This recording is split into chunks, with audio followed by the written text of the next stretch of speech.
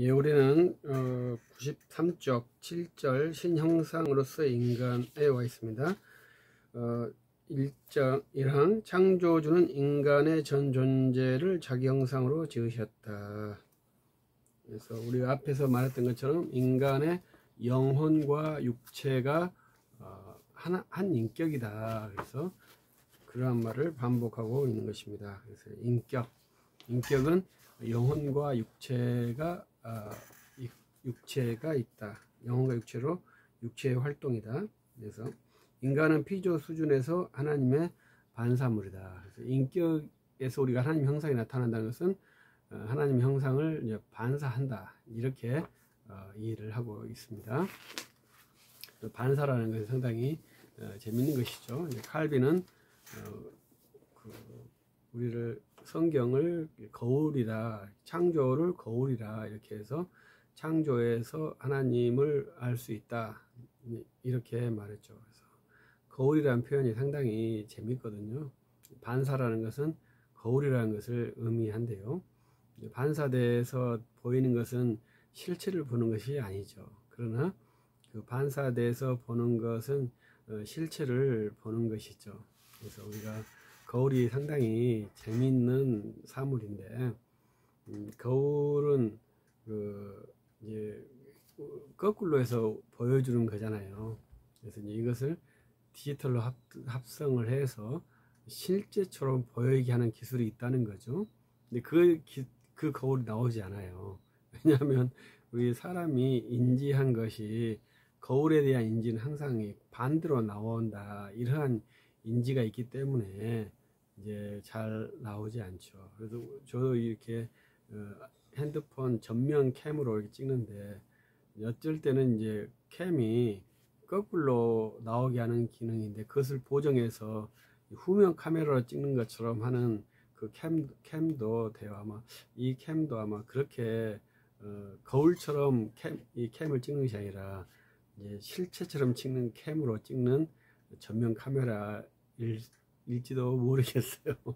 그래서 이 반사라는 것이 상당히 재미있는 그 비유거든요.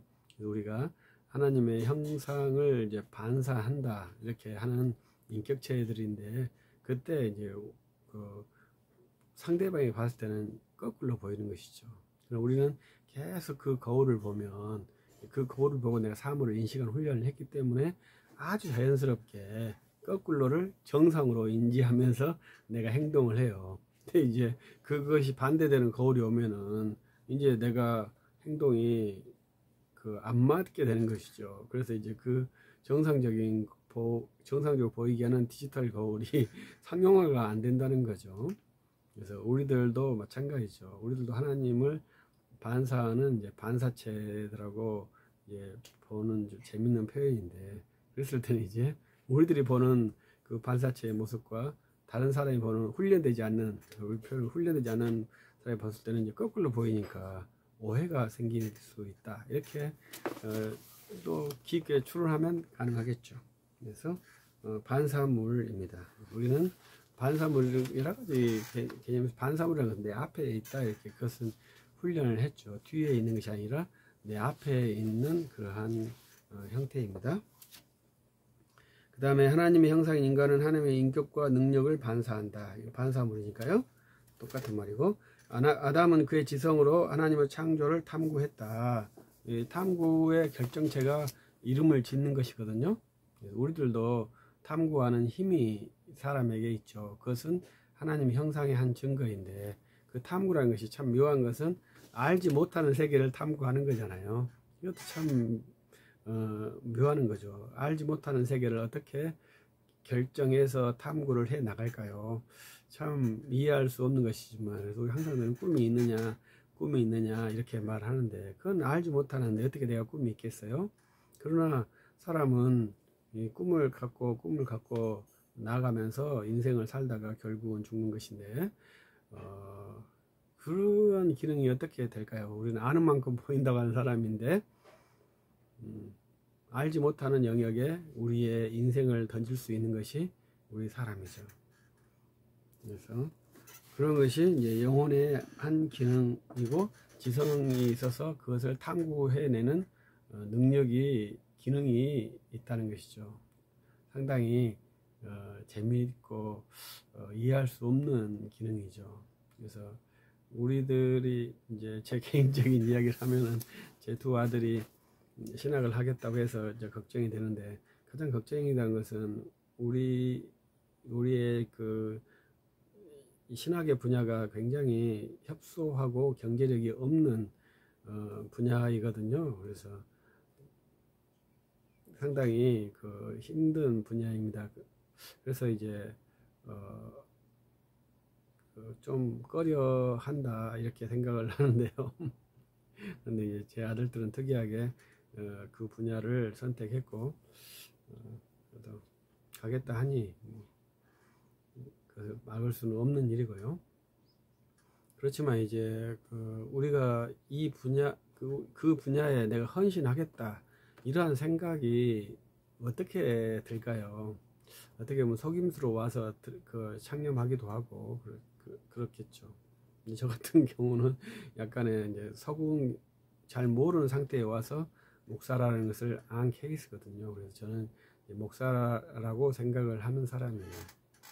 그래서 이러한 분야에 들어갈 수 있는 것이 인간이죠. 그냥 본성대로 사는 것이 아니라 본성 밖에 있는 삶을 갈 수 있는 탐구의 능력이 있는 것이 인간의 탐구 세계입니다. 그래서 내가 아는 것은 탐구하지 않죠. 우리는 그것을 알기 위해서 계속 탐구한다 이렇게 볼 수 있습니다. 이제 제가 아는 목사님과 개인 이야기를 하면서 진돗개들은 자기가 습득한 훈련을 반복하는 것을 싫어한다 이렇게 말하더라고요. 근데 우리는 내가 습득한 지식을 계속 훈련하는 것이 필요해요. 그래야 훈련이 되거든요. 아주 체계적으로 훈련할 수 있는 것은 내가 아는 지식을 끊임없이 되뇌이고 반복하고 그것을 구체화시키는 것이 학문의 훈련입니다. 그래서 저는 성경이 왜 66권인가 이걸로도 한 1년가량 연구를 했어요. 그래서 지금 답이 나와서 이제 우리가 성경 66권이다 이렇게 생각을 하고 있거든요.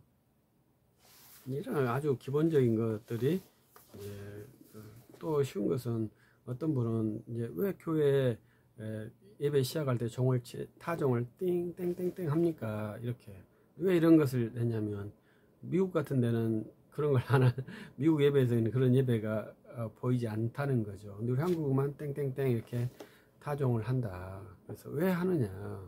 아마 이것도 친일 잔재가 아니냐 이렇게 생각을 하는 것이죠. 그래서 우리들이 탐구하는 것은 항상 내 안에 있는 것도 계속 반성하며 탐구하고 내 밖에 있는 것도 탐구해서 내 안으로 들어오는 그런 훈련이 학문 훈련입니다. 그래서 그 탐구 능력이 있다는 것이고요. 아담은 자유의지로 하나님의 뜻에 맞는 것을 원하고 행했습니다. 그 다음에 하나님 형상은 영혼에 자리한다. 영혼이 인격이 자리하는 자리고, 그래서 하나님 형상도 영혼 안에 있다 이렇게 이해할 수 있겠죠. 그 다음에 아담은 인격으로 지어졌으므로 자기 결정을 한다. 인격이란 무엇이냐? 자기 결정체이죠. 그리고 그 결정에 대해서 책임까지 있는 것이 인격입니다. 그래서 결정만 하고 책임을 안 짓는 것은 인격적이지 않죠. 탐욕이라고 말을 해야 되겠죠. 그래서 인격은 자기 결정을 하는 것이죠. 그래서 우리는 항상 어떠한 상황에서 결정할 수 있는 그런 결정력을 갖고 있어야 되죠. 지도자는 그것을 전문적으로 하는 사람이죠. 지도자는.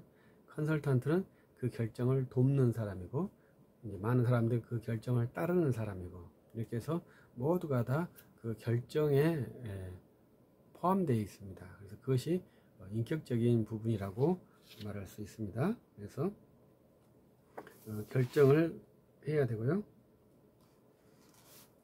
그래서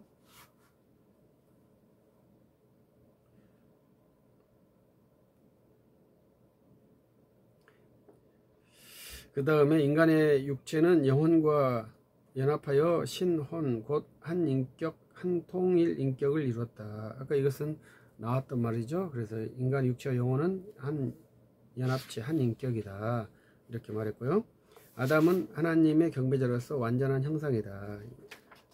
또 나왔네요. 그래서 이제 순수한 아담 상태에서 하나님을 찬양했느냐 찬양하지 않았느냐 이것은 이제 아주 지엽적인 분란입니다만은 이제 서철호 목사님은 순수한 영혼 상태에서 하나님을 찬양했다 이렇게 주장하고 있습니다.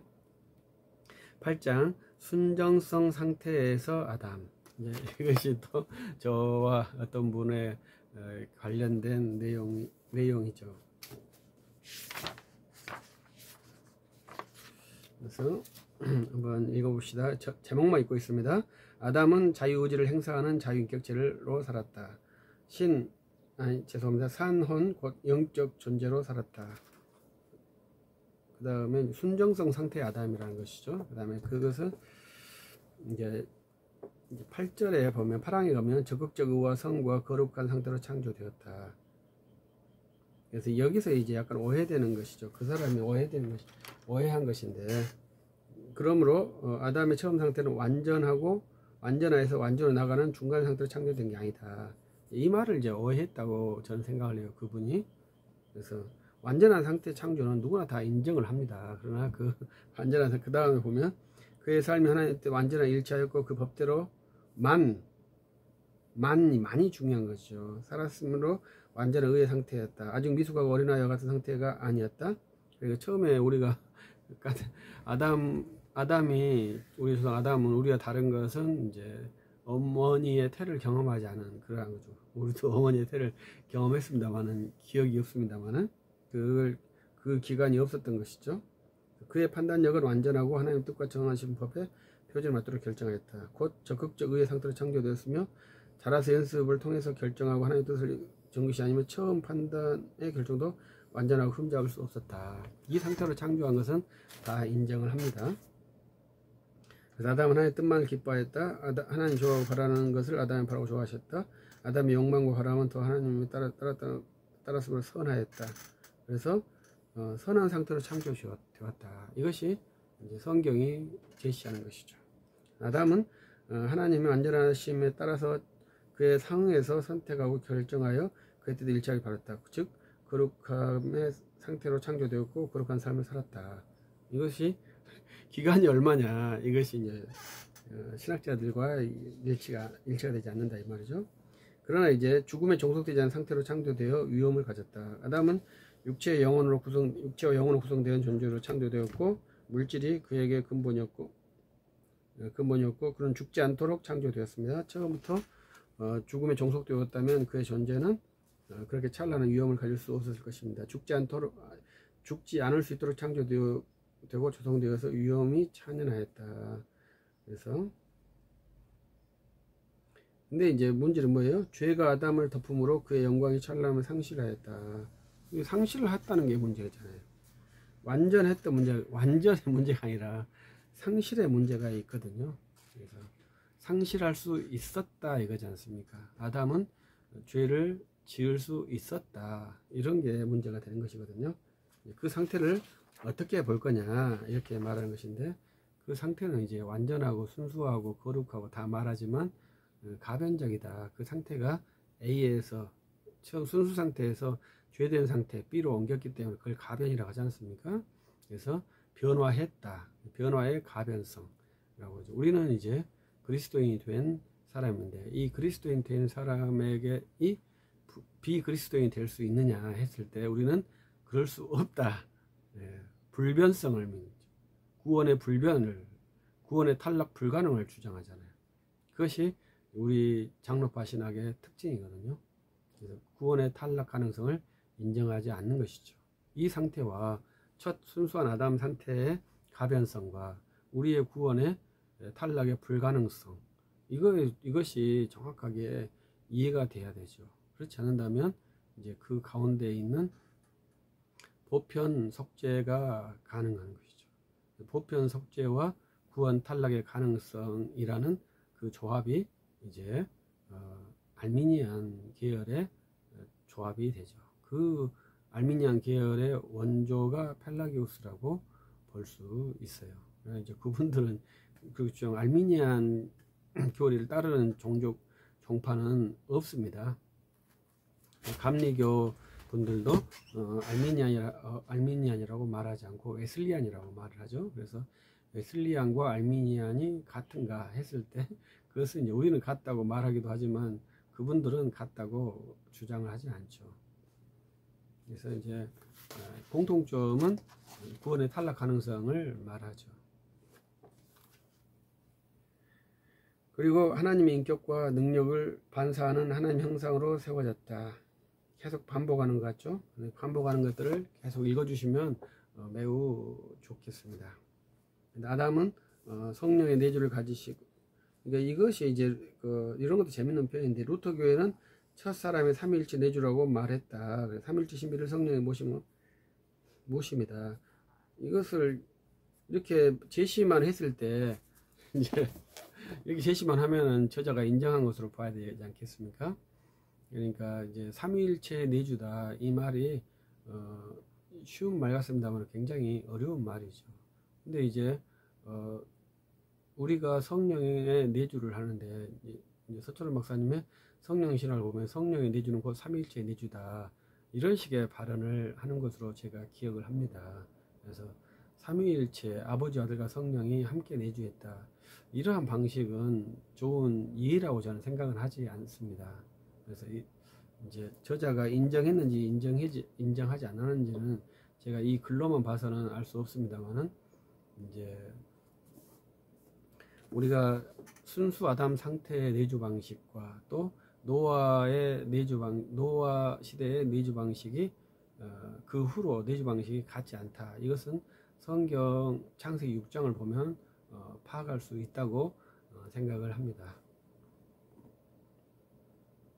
저는 이제 가장 큰 차이점으로서는 구원의 경륜의 전수 방식이 이제 구전으로는 불가능하다. 그래서 그 후로는 구전과 함께 기록된 문서가 유지되어서 구원 기능이 가능했고, 지금 이제 구전 기능은 이제 말로 하는 기능은 종료되었고, 기록된 계시의 말씀에 근거해서 우리가 구원을 이룬다. 이것이 이제 삼위일체 성령의 내주 방식의 차이점이라고 저는 생각을 합니다.